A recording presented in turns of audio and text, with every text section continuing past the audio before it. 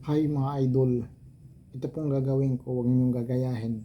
Kung may sakit kayo na high blood, tapos mataas yung dugo ninyo, o may sakit kayo sa puso, din ano pa mga sakit ninyo na bawal yung itlog sa inyo na kakainin ninyo na marami. Kasi ito namang itlog ay mataas sa protein na ang itlog. Ito yung imumukbang ko, itlog. Yan. Hindi mang, ito, napakadami oh. Yan. Kung high blood kayo, huwag kayong kumain ng ganyang karaming itlog. At kung may sakit kayo sa puso, kung mahina kayong nilalang, huwag kayong kumain ganito karami.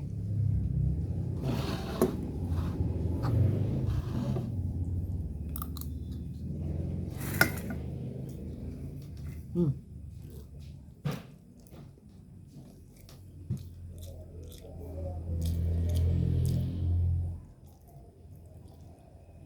Hmm.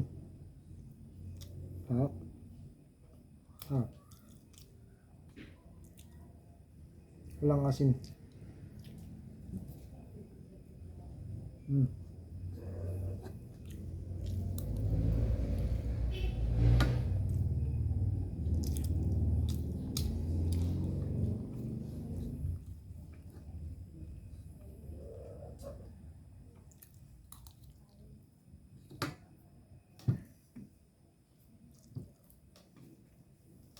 Yan.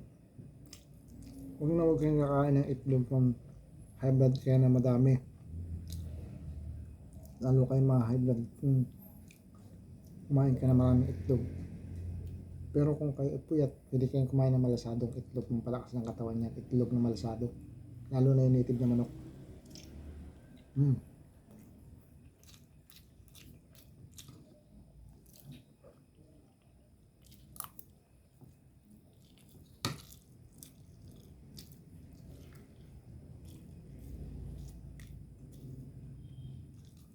Hmm.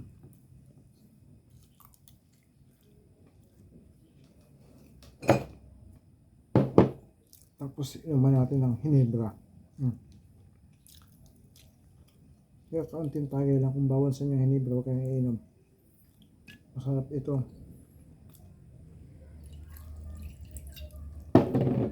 Pampabos ng katawan itong hinebra.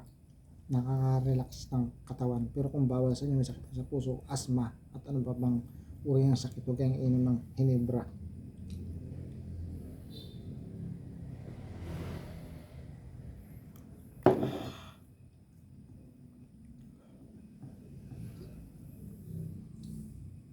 Ganun lang, karami. Maganda rin, umiinom ka ng alak. Kasi ito nakakapag-boost ng katawan. Nakakatanggal ng stress.